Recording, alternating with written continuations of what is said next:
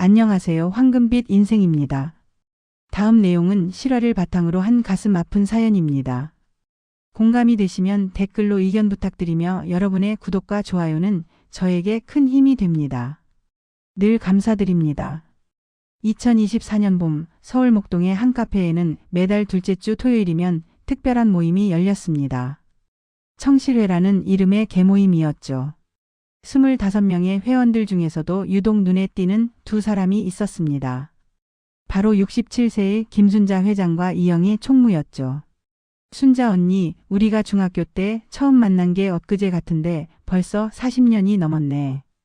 영희가 감회에 젖은 목소리로 말했습니다. 순자는 따뜻한 미소를 지으며 영희의 손을 잡았죠. 그러게 말이야. 영희 너 없었으면 이 개모임도 없었을 거야. 내가 총무 맡아줘서 얼마나 든든한지 몰라.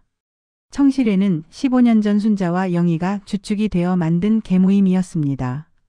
처음엔 5명으로 시작했지만 이제는 25명의 대규모 모임이 되었죠. 매달 100만 원씩 개비를 모아 순번대로 목돈을 타가는 방식이었는데 15년간 한 번도 사고 없이 운영되어 왔습니다.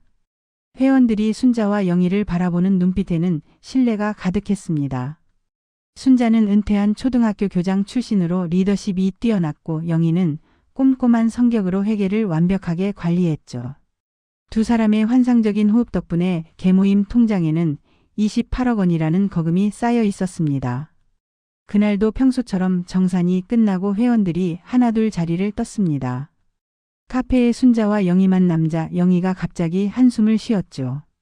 순자야, 사실 요즘 좀 힘들어. 우리 남편 회사가 부도 위기라고 하네. 순자의 얼굴에 걱정이 스쳤습니다. 40년 지기 친구의 어려움을 모른 척할 수 없었죠. 얼마나 필요해? 내가 도울 수 있는 건 뭐든 도울게.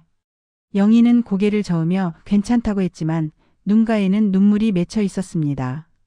순자는 그런 영희를 안쓰럽게 바라보았죠. 이 순간까지만 해도 순자는 몰랐습니다. 자신이 그토록 믿던 친구가 이미 다른 마음을 품고 있다는 것을 말이죠.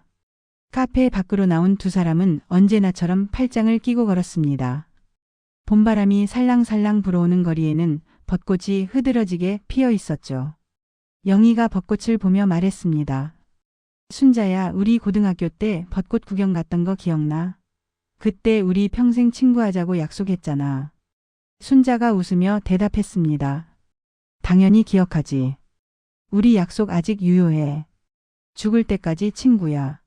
하지만 영희의 마음속에는 이미 어두운 그림자가 드리워져 있었습니다. 개모임 통장에 든 28억이라는 돈이 자꾸만 눈앞에 아른거렸죠. 남편의 도박비 10억 그리고 사채업자들의 협박. 영희는 순자의 팔을 잡은 손에 힘을 주었습니다. 미안하다는 말이 목구멍까지 올라왔지만 차마 입 밖으로 꺼낼 수는 없었죠. 그렇게 두 사람은 각자의 집으로 향했습니다. 순자는 여전히 영희를 걱정하며 영희는 이미 마음속으로 끔찍한 계획을 세우며 말이죠. 그날 밤 영희는 집에 돌아와 거실불도 켜지 않은 채 소파에 앉아 있었습니다. 남편 병호가 술에 취해 들어왔죠. 퀴퀴한 술 냄새와 담배 냄새가 진동했습니다. 또 졌어. 오늘도 500만 원 날렸어. 이번엔 진짜 따려고 했는데. 영희는 더 이상 남편의 변명을 듣고 싶지 않았습니다. 병호의 도박 중독은 이미 10년째였고 빚은 눈덩이처럼 불어나 10억이 넘었죠. 어제는 사채업자들이 집까지 찾아와 협박했습니다. 더 이상 버틸 수가 없었죠. 다음 날 아침 영희는 평소보다 일찍 일어나 개모임 통장과 도장을 확인했습니다. 28억. 그 숫자가 마치 악마의 속삭임처럼 들렸죠. 영희는 떨리는 손으로 휴대폰을 들었습니다. 순자야, 나야. 오늘 점심 같이 먹을래? 할 얘기가 있어. 점심시간 두 사람은 조용한 한정식 집에서 만났습니다. 영희는 미리 준비한 시나리오대로 연기를 시작했죠. 순자야, 사실은 우리 시어머니가 췌장암 진단을 받으셨어. 수술비가 3억이나 든대. 순자의 얼굴이 굳어졌습니다. 영희의 시어머니는 이미 5년 전에 돌아가신 분이었지만 순자는 영희가 거짓말을 하리라고는 꿈에도 생각하지 못했죠. 어머 영희야. 얼마나 힘들어. 내가 가진 돈을 다 끌어모아 볼게. 일단 5천만 원은 바로 빌려줄 수 있어. 영희는 눈물을 흘리며 순자의 손을 잡았습니다. 그 눈물이 진짜인지 가짜인지 본인도 헷갈릴 정도였죠. 정말 고마워. 꼭 갚을게. 그런데 순자야, 혹시 계모임 돈에서 잠깐 융통할 수는 없을까? 다음 달 정산 전까지만 빌리고 싶은데. 순자는 난감한 표정을 지었습니다. 계모임 돈은 회원들의 것이니 함부로 할 수 없었죠. 영희야, 그건 좀. 회원들 돈이잖아. 내가 개인적으로 더 마련해 볼게. 영희는 알겠다며 고개를 끄덕였지만 마음속으로는 이미 다른 계획을 세우고 있었습니다. 일주일 후 영희는 계모임 도장을 이용해 처음으로 1억을 인출했습니다. 병원비 명목으로 위조 서류까지 만들었죠. 그리고 곧바로 사채업자들에게 갚았습니다. 하지만 이것은 시작에 불과했죠. 영희는 점점 대담해졌습니다. 두 번째는 2억, 세 번째는 3억. 인출 금액이 늘어날수록 영희의 죄책감은 오히려 무뎌져 갔죠. 어차피 돌이킬 수 없는 강을 건넜다고 생각했습니다. 그러던 어느 날 순자에게서 전화가 왔습니다. 영희야, 다음 주가 정기 정산일인데 통장 좀 미리 확인해 줄래? 회원들이 잔고 증명을 요청하네. 영희의 얼굴이 창백해졌습니다. 이미 28억 중 25억을 빼낸 상태였죠. 더 이상 숨길 수 없는 순간이 다가오고 있었습니다. 알았어, 순자야. 그런데 내가 다음 주에 시어머니 수술 때문에 지방에 내려가야 해서. 영희는 거짓말로 시간을 벌려고 했지만 이미 계획은 정해져 있었습니다. 남은 돈마저 모두 인출하고 도망가는 것. 40년 우정을 배신하는 것. 영희는 떨리는 손으로 다시 통장을 들었습니다. 미안해, 순자야. 정말 미안해. 혼잣말처럼 중얼거리며 영희는 마지막 3억을 인출했습니다. 이제 계모임 통장에는 단 돈 10만 원도 남아있지 않았죠. 정산일 이틀 전 새벽 영희는 조용히 집을 나섰습니다. 캐리어 2개에는 현금과 최소한의 옷까지만 들어있었죠. 남편 병호는 술에 취해 거실 소파에서 코를 골고 있었습니다. 영희는 마지막으로 집안을 둘러보았지만 미련은 없었죠. 순자야, 정말 미안해. 시어머니 상태가 너무 안 좋아서 급하게 내려가. 정산은 다음 주로 미뤄도 될까? 영희는 미리 녹음해둔 음성 메시지를 보냈습니다. 그리고 휴대폰을 꺼버렸죠. 공항으로 가는 택시 안에서 영희는 계속 뒤를 돌아보았습니다. 누군가 쫓아올 것만 같은 불안감이 엄습했죠. 한편 순자는 영희의 메시지를 듣고 뭔가 이상함을 느꼈습니다. 평소에 영희라면 이렇게 급하게 연락하지 않았을 텐데 하는 생각이 들었죠. 영희 남편 집에 전화해볼까? 아니야, 시어머니가 위독하신데 귀찮게 하면 안 되지. 하지만 불안한 마음은 가시지 않았습니다. 순자는 결국 은행으로 향했죠. 계모임 통장 잔고라도 확인하고 회원들에게 보고하려는 생각이었습니다. 은행 창구에서 통장을 건넨 순자는 직원의 말에 귀를 의심했습니다. 고객님, 현재 잔고가 3만 5천 원입니다. 네? 그럴 리가요. 28억이 있어야 하는데. 거래 내역 좀 확인해 주세요. 직원이 건넨 거래 내역표를 본 순자는 그 자리에 주저앉을 뻔했습니다. 지난 한 달간 영희가 수십 차례에 걸쳐 모든 돈을 인출한 기록이 빼곡했죠. 순자의 손이 부들부들 떨렸습니다. 영희가 이럴 수가. 순자는 즉시 영희에게 전화를 걸었지만 꺼져 있었습니다. 집으로 전화해도 병호만 받을 뿐 영희의 행방은 알 수 없었죠. 병호는 오히려 영희가 돈을 가지고 도망갔다며 화를 냈습니다. 그 여자가 계모임 돈을 훔쳤다고? 그럼 그 돈 어디 있어? 나한테는 한 푼도 안 줬는데. 순자는 병호의 말에서 진실을 깨달았습니다. 영희가 도박 빚을 갚기 위해 계모임 돈을 횡령하고 도망친 것이었죠. 급하게 소집된 계모임 긴급회에 회원 25명이 모두 모였습니다.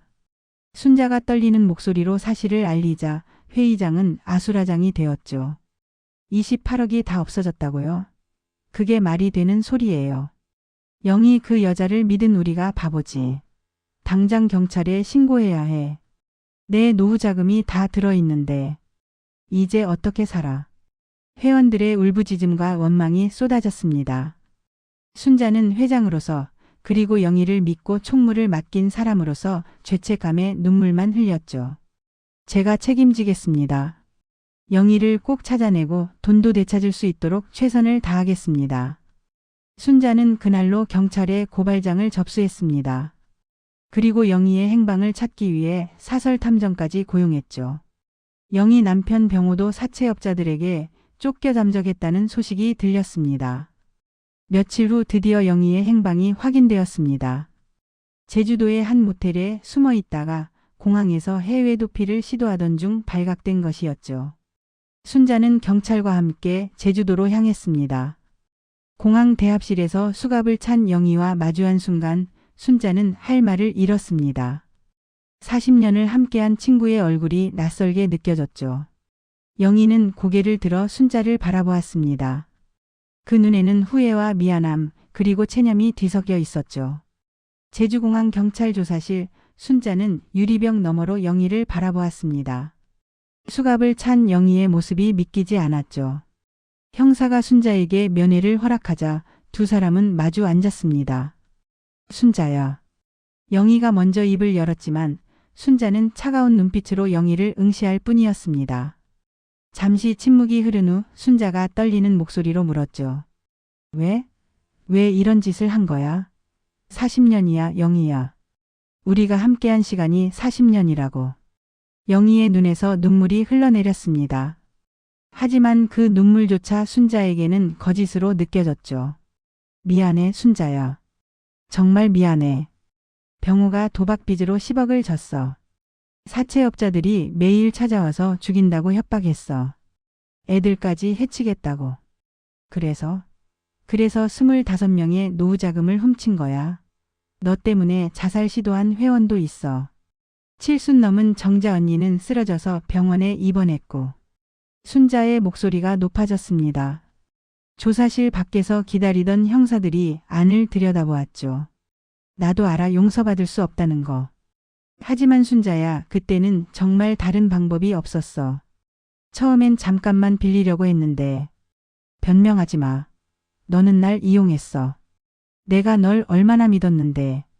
시어머니 암이라고 했지? 다 거짓말이었잖아. 내 시어머니는 5년 전에 돌아가셨잖아.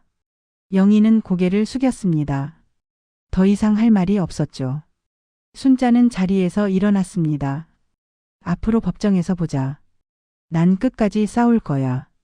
내가 훔친 돈 한 푼도 용서 없어. 순자야, 제발. 한 번만 용서해줘. 내가 다 갚을게.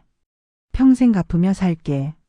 영희가 울며 매달렸지만 순자는 뒤도 돌아보지 않고 조사실을 나갔습니다. 서울로 돌아온 순자는 계모임 회원들과 함께 대책회의를 열었습니다. 변호사를 선임하고 영희의 재산을 추적하기 시작했죠. 영희 명의의 부동산, 적금, 보험까지 모두 조사했지만 찾을 수 있는 건 3억 정도가 전부였습니다. 나머지 22억은 이미 도박빚과 사채 상환으로 증발한 상태였죠. 2달 후 서울중앙지방법원에서 첫 공판이 열렸습니다. 영희는 초췌한 모습으로 피고인석에 앉았죠. 검사가 기소 내용을 읽어내려갔습니다. 피고인 이영희는 15년간 운영된 계모임의 총무로서 회원 25명의 신뢰를 배반하고 총 28억 원을 횡령했습니다. 이는 계획적이고 악질적인 범죄로. 순자는 증인석에 섰습니다. 판사가 순자에게 물었죠. 증인은 피고인과 어떤 관계입니까? 40년 지기 친구였습니다. 아니, 가족보다 더 가까운 사이였죠. 그래서 더 용서할 수 없습니다. 순자는 영희의 배신으로 인한 피해 상황을 상세히 진술했습니다. 노후자금을 잃고 절망한 회원들, 자살 시도, 가정 파탄. 법정 안은 무거운 침묵에 휩싸였죠. 영희의 변호인이 일어났습니다. 피고인은 남편의 도박빚과 사채업자들의 협박에 시달리다 충동적으로 범행을 저질렀습니다. 깊이 반성하고 있으며 하지만 방청석에 앉은 계모임 회원들의 분노는 가라앉지 않았습니다. 누군가 소리쳤죠. 반성이 밥 먹여주나. 우리 돈 돌려줘. 재판장이 정숙을 요구했습니다. 영희는 고개를 들어 순자를 바라보았지만 순자는 시선을 피했죠. 그 순간 영희는 깨달았습니다. 40년 우정은 이미 끝났다는 것을 말이죠. 재판이 진행될수록 영희의 범죄 행각이 더욱 상세히 드러났습니다. 검찰이 제시한 증거는 충격적이었죠. 영희가 위조한 병원 서류, 계모임 도장을 몰래 복사한 기록, 그리고 인출한 돈을 사채업자들에게 건넨 내역까지 빼곡했습니다. 피고인은 단순한 횡령이 아니라 문서 위조, 사기 등 여러 죄목에 해당합니다. 특히 오랜 친구들의 신뢰를 악용한 점은 죄질이 매우 나쁩니다. 검사의 논고가 이어졌습니다. 그때 법정 문이 열리며 누군가 들어왔죠. 영희의 남편 병호였습니다. 술에 취한 듯 비틀거리며 방청석에 앉았죠. 저 여자가 다 해먹었어. 나는 몰랐다고. 나도 피해자야. 병호의 고함에 법정이 술렁였습니다. 재판장이 퇴정을 명령하자 법원 경위들이 병호를 끌어냈죠. 영희는 그런 남편의 모습에 고개를 숙였습니다. 자신이 지켜주려 했던 가정은 이미 무너진 지 오래였죠. 다음 증인으로 영희의 큰딸이 출석했습니다. 28살의 딸은 눈이 퉁퉁 부어 있었죠. 어머니가 그런 분이 아니었어요. 아버지 도박 때문에 힘들어 하시긴 했지만 저희를 지키려고 그런 선택을 하신 것 같아요. 딸의 증언에도 불구하고 판사의 표정은 굳어 있었습니다. 계모임 회원 중 한 명인 73세의 박정자 씨가 증인석에 섰죠. 저는 남편도 일찍 여의고 그 돈이 유일한 노후 자금이었어요. 이제 폐지 주우며 살아야 합니다. 영희 때문에 제 인생이 끝났어요. 정자 씨의 증언에 방청석에서 흐느끼는 소리가 들렸습니다. 영희도 눈물을 흘렸지만 이미 돌이킬 수 없는 상황이었죠. 판결 선고일 법정은 회원들과 기자들로 가득 찼습니다. 영희는 수의를 입고 피고인석에 앉았죠.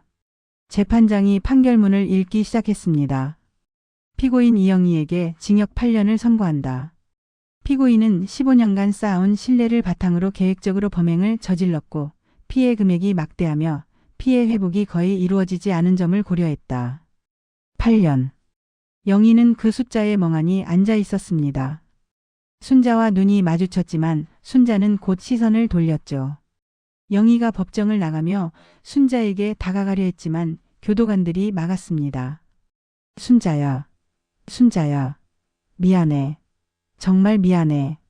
영희의 외침이 법원 복도에 울려 퍼졌지만 순자는 뒤돌아보지 않았습니다.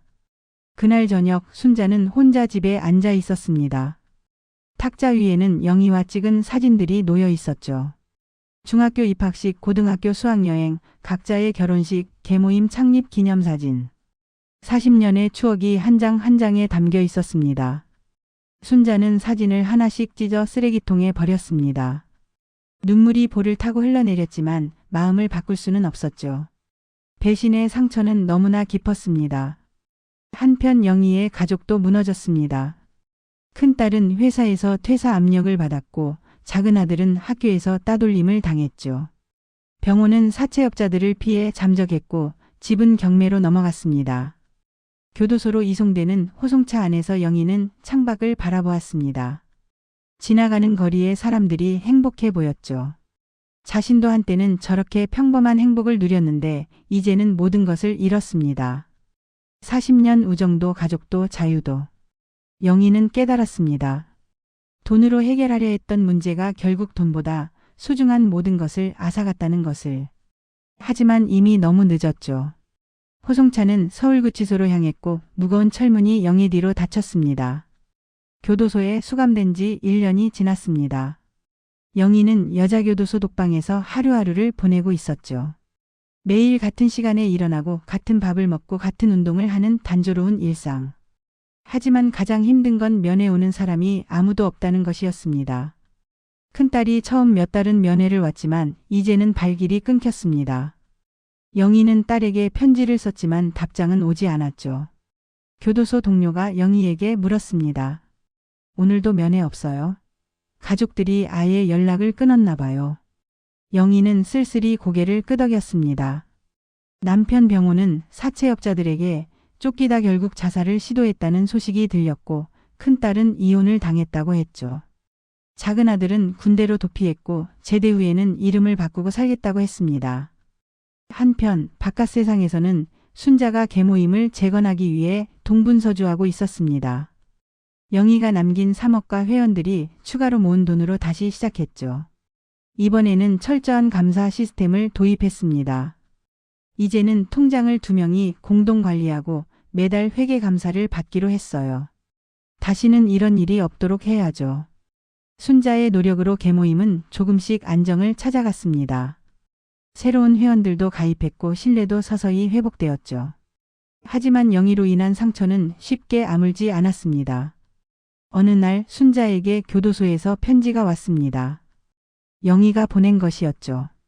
순자는 망설이다가 편지를 열어보았습니다. 순자야, 이 편지를 읽어줄지 모르겠지만 용기 내어 써본다. 매일 후회하고 있어.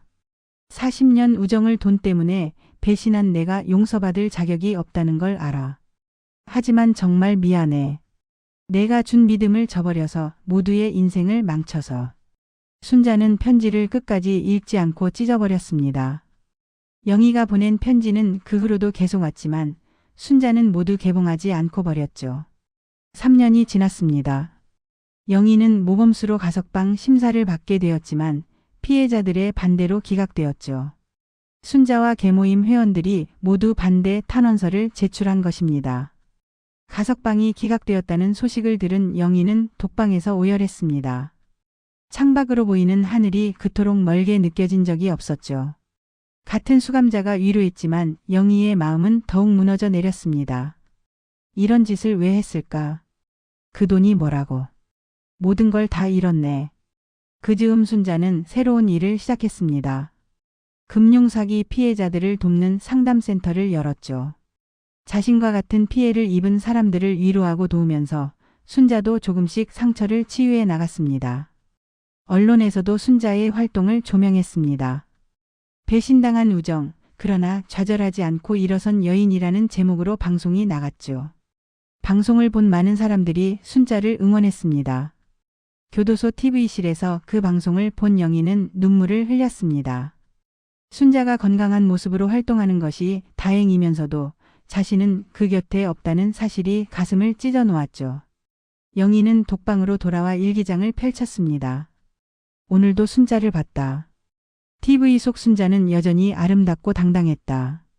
내가 그 곁에 있었다면. 아니, 이런 생각도 사치다.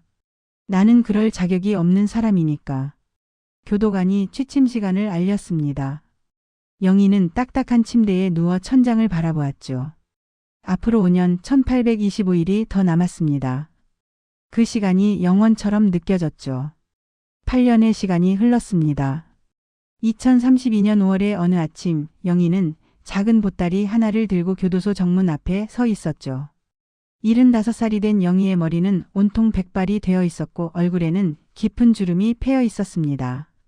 출소를 마중 나온 사람은 아무도 없었습니다. 영희는 교도소에서 지급한 5만 원을 손에 쥐고 막막하게 서 있었죠. 8년 만에 나온 세상은 너무나 낯설었습니다. 어디로 가야 하나? 갈 곳이 없네. 영희는 무거운 발걸음으로 버스 정류장으로 향했습니다. 서울로 가는 버스를 탔지만 정작 서울에 도착해서 갈 곳이 없었죠. 집은 이미 경매로 넘어간 지 오래였고 가족들과는 완전히 연이 끊긴 상태였습니다. 며칠 동안 찜질방과 고시원을 전전하던 영희는 결국 구청을 찾아갔습니다. 기초생활수급자 신청을 하기 위해서였죠. 상담원이 영희의 서류를 보며 말했습니다.